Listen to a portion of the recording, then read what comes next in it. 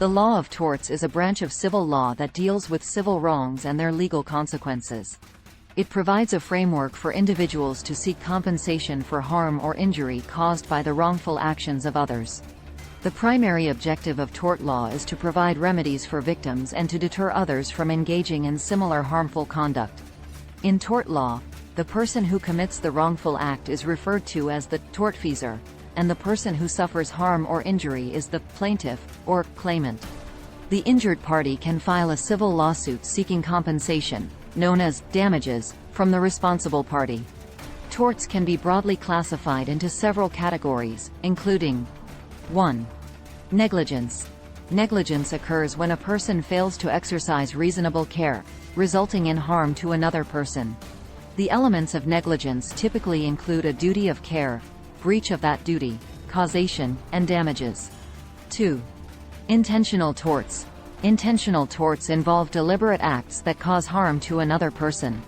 Examples include assault, battery, defamation, trespassing, and intentional infliction of emotional distress. 3.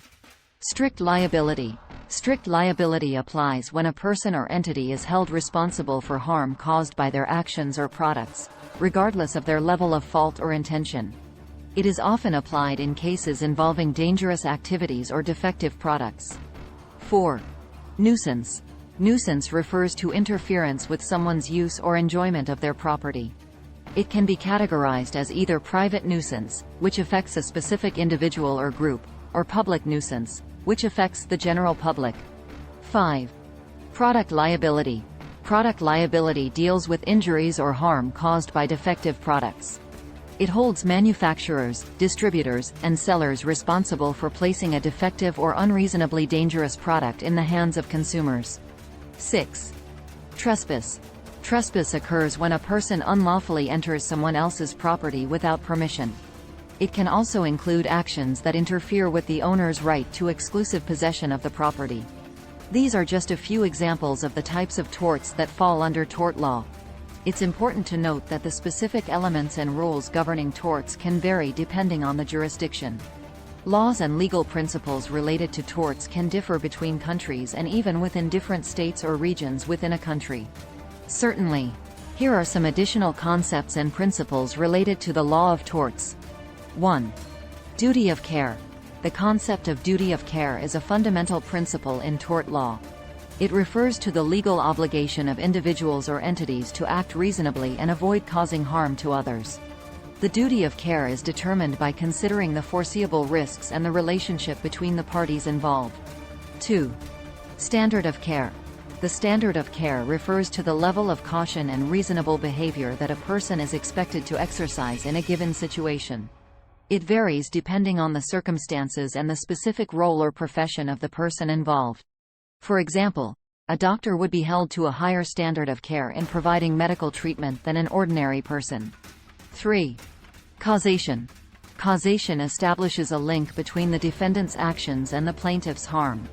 There are two types of causation: actual causation, also known as but-for causation, which asks whether the harm would have occurred without the defendant's actions, and proximate causation, also known as legal causation, which considers whether it is fair and just to hold the defendant liable for the consequences of their actions. 4. Damages. Damages refer to the monetary compensation awarded to the plaintiff in a tort case.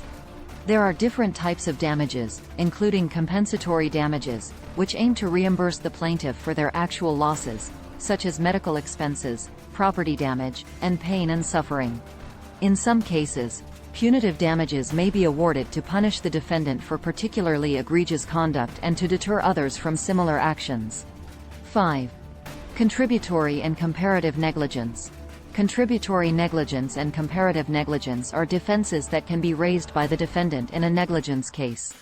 Contributory negligence asserts that the plaintiff's own negligence contributed to their injuries, which can bar or reduce their ability to recover damages.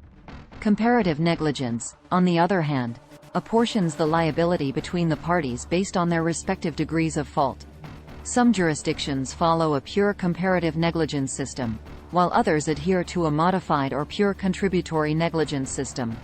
6. Vicarious liability. Vicarious liability holds one party responsible for the tortious actions of another person, even if the responsible party did not directly commit the wrongful act. This typically applies in employer-employee relationships, where an employer may be held liable for the actions of its employees performed within the scope of their employment. These are just a few additional concepts and principles within the law of torts. Tort law is complex and extensive, and its application can vary depending on the jurisdiction and specific circumstances of each case. Consulting with a legal professional or referring to specific legal resources is advisable for a comprehensive understanding of tort law in a particular jurisdiction. Certainly. Here are some more concepts and principles related to the law of torts. 1. Res ipsa loquitur. Res ipsa loquitur is a Latin term meaning, the thing speaks for itself. It is a legal doctrine that allows the plaintiff to establish a prima facie case of negligence without providing direct evidence of the defendant's specific breach of duty. It applies when the facts of the case imply that the defendant's negligence is the most likely explanation for the plaintiff's injury. 2. Strict liability. Strict liability imposes legal responsibility on a party without requiring proof of fault or negligence. In cases involving strict liability, the focus is on the fact that the harm occurred, rather than the defendant's conduct. Examples of strict liability torts include cases involving hazardous activities, dangerous animals, or defective products. 3. Defenses in tort law. Several defenses can be raised by the defendant in a tort case to avoid or reduce liability. Some common defenses include: A. Contributory or comparative negligence. As mentioned earlier, contributory negligence and comparative negligence can reduce the plaintiff's ability to recover damages if their own negligence contributed to the harm. B. Assumption of risk. The assumption of risk defense asserts that the plaintiff willingly and knowingly exposed themselves to a known danger and therefore should not be able to recover damages for resulting injuries. C. Consent.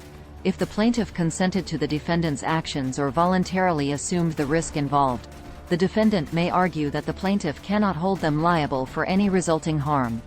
D. Statute of limitations. The statute of limitations sets a time limit within which a plaintiff must file a lawsuit. If the lawsuit is filed after the specified time has passed, the defendant may raise the defense of statute of limitations to have the case dismissed. E. Immunity. Certain individuals or entities, such as government officials or charitable organizations, may have immunity from liability in specific circumstances. 4. Tort reform. Tort reform refers to efforts to change or modify the tort law system to address concerns such as excessive litigation, high damages awards, or the impact on insurance costs.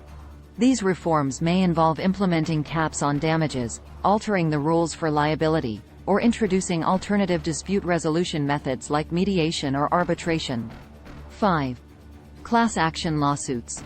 In tort law, a class action lawsuit allows a large group of individuals who have suffered similar harm or injury to bring a collective legal action against a defendant. Class actions can be an effective way to handle cases where individual claims may not be economically feasible or where there is a need for a consolidated resolution of common issues. 6. Defamation.